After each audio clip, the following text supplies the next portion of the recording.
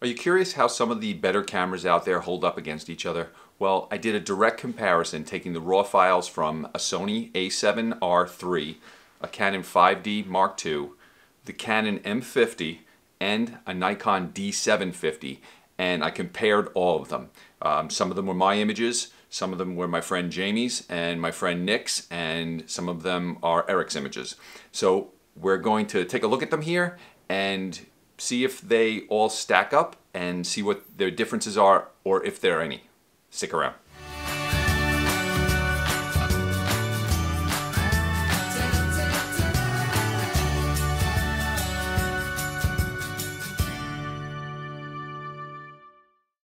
This is a video that I've been kind of sitting on, and hold on one second. All right, this is part of my problem shooting video. I don't know how to correct for this. You could see it's a cloudy day outside. I'm using window light, and the clouds are going in and out, and I see the exposure changing on the screen. For any of you video pros out there, you know, without having to get a light, is there anything I can do as far as my settings for this? I could get a softbox. I don't feel like having it set up, but if that's the way I have to fix this, then I will. But if you know, in the camera, I have my auto white balance set, and I also have my ISO set to auto, hoping that it would compensate for it. But here comes the sun. I don't know. I am a rookie. I need a nice cloudy day. We went to New Jersey. Eric, my friend Nick, my friend Jamie, and myself, and a couple of other guys. But I'm just going to use the images that they gave me. And we're going to do a raw file comparison. We took images from Jamie's A7R3, Nick's 5D Mark IV, Eric's 5D Mark IV, Eric's M50, my M50, and my Nikon D750.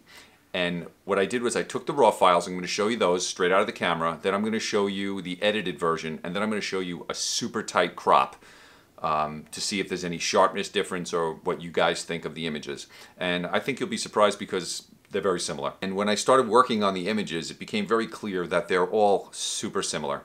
I will say that the files out of the Sony camera are a little harder to work on. The Sony definitely slowed it down a little bit. I noticed there was some lag. I had to wait for the computer to kind of catch up to what I was asking it to do. So just know that with these. The Sony's 42 megapixels. I think the 5D4 is 30 megapixels, and my camera is 24 megapixels, and the M50s are 24 megapixels. But unless you're blowing these up to poster size, 24 megapixels is fine. Not even poster size, bigger than poster size. I mean, I have plenty of images that I've blown up to 24 by 36 or 30 by 40, and they look fine. There's no pixelation. So unless you're going really big, 24 megapixels is okay. So I'm going to start with the Sony. And our friend Jamie used to shoot Canon, and then he sold everything and switched over to Sony. And he loves it. And anybody that I know that's switched to Sony has nothing but great things to say about it. The bodies are small, they're fast, they shoot what sounds like a machine gun amount of frames per second. Sometimes he was telling me that there's a silent mode where you don't even think the camera's shooting, and you'll have shot 20 frames in a couple of seconds. So it's an amazing camera. There's dual memory card slots. You know, the lenses that come in that system are great. You can adapt other lenses to it. So it's a really versatile system to get into, and the images are stunning. So here are a couple of Jamie shots straight out of the camera. These were of the New York City skyline. One was the Empire State Building. The other one was the Freedom Tower here. And here are those two images edited. Here's the one from... Now these are my edits, these are not Jamie's. So that's why we did this. I didn't ask him for his finished images. I just wanted the raw file because, you know, I wanted to see how I could edit them, having never worked on a Sony, you know, image before, a file. So it was interesting to see. The one thing I'll say is I feel like the dynamic range on the 5D Mark IV, the D750, and the Sony are almost the same. They both give you a lot of room to maneuver your images, brightening them, taking down the highlights, and all of that. And that's one of the strong suits, and one of the things I always loved about Nikon, and Sony seems to be just as good. The Canons are almost as good. I don't know, they just felt a little different to me, but you know, not to say they were bad, just I feel like I couldn't push them as far. if that makes any sense. But still, great images. Here are crops of the two images that Jamie shot, and really tight.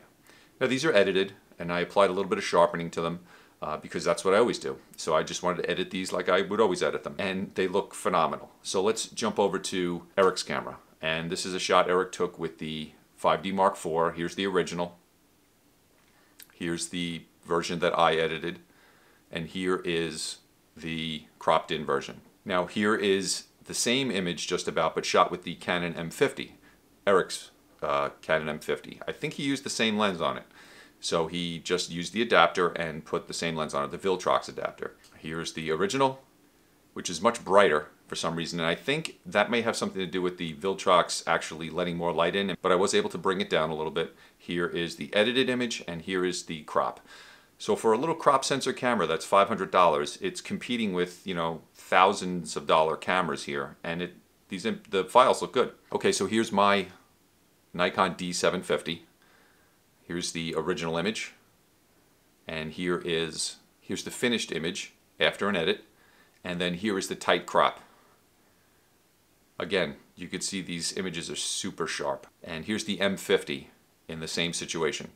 Again, the out of the camera shot, and here is the finished photograph, and then a tight crop of it. Okay, let's move over to one of Nick's shots.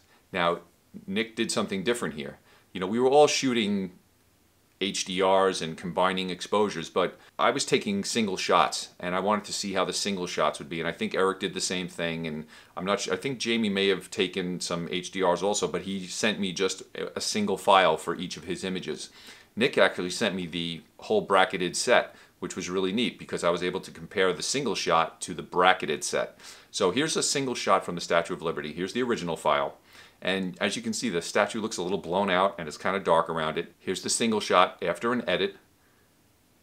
And as you can see, I was able to bring out a lot of the detail, and you know, I brought the highlights down on the statue and was able to bring some light into the background. Here is this one I really liked because I took this image here is a bracketed set. So I took 3 images, and this is after they were merged but had no adjustments made to it. So this is just of the city skyline and with the little island in front of it. Now here is the HDR after I made all the adjustments I wanted to it. Look at how much detail was brought out in the bottom of the image on all the buildings. So when you shoot brackets and you want to pull out the details in the darker spots, you take a underexposed image, a properly exposed image, and then an overexposed image.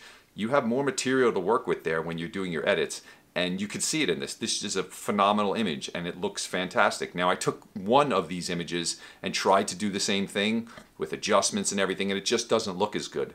So with any of these cameras, if you bracket your images doing these types of images at night or landscape photography when you have different exposures in different parts of the image, if you bracket your images, you're going to be able to balance the image out much better. But here's also a close-up of that shot. And as you can see, all of these cameras are super, super sharp. Now, I took the same image with the M50 and the Canon 70-200 on it.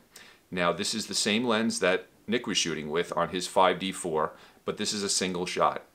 So as you can see, not too bad for a small camera. Now there's a $3,000, $2,800 price difference between these two cameras. And the images, while not exactly the same, are, not $3,000 apart. Now I'm not to say that the 5D4 is in any way comparable to the M50. The M50 is not at anywhere near the level of that camera. It's a full frame sensor. It's a sturdy, heavy duty camera. The ISO performance is better. Just everything about it's a better camera. But in this type of comparison, when you're shooting off a tripod at ISO 100, it's pretty amazing how close they are.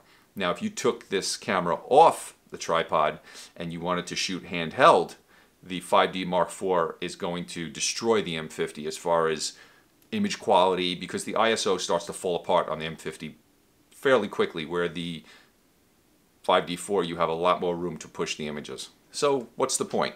The point is, if you know what you're doing as a photographer and these guys know how to shoot, you're going to get decent images. Now, if you're shooting portraits and you're kind of running, gunning it during the day, all of these cameras are going to give you a nice, sharp image. The autofocus on all of them is really good, including the M50.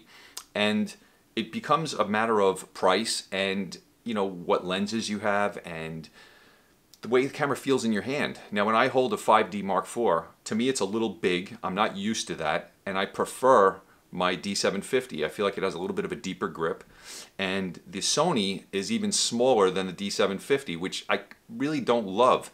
Now, the M50 is super small, and that's the thing I like about it. But if I was just talking about a pure shooting experience, I definitely prefer a DSLR. I like having the heft of that camera in my hand. I like being able to put it to my eye and shoot with it, and it just feels right to me. So I thought you might find this interesting. The next video, which I really think you're going to like, if I can get her to do it, my wife said she'd actually sit down with me and talk about what it's like to be married to a photographer. And I'm sure that any of you out there who are married or have a significant other that has to deal with you stopping every 5 minutes to take a picture, or wait, I want to get a shot of this, or can we just go here at night because I want to set up my tripod for a half hour to get this image, you know, I'm sure she's going to have some interesting things to say. Now, I don't know what she's going to say, and I hope it's not too bad, but you'll want to check that one out. So that one will be next week, so look out for that, and I hope this helped you. Thumbs up if you liked the video, subscribe to the channel, and I'll see you in the next one.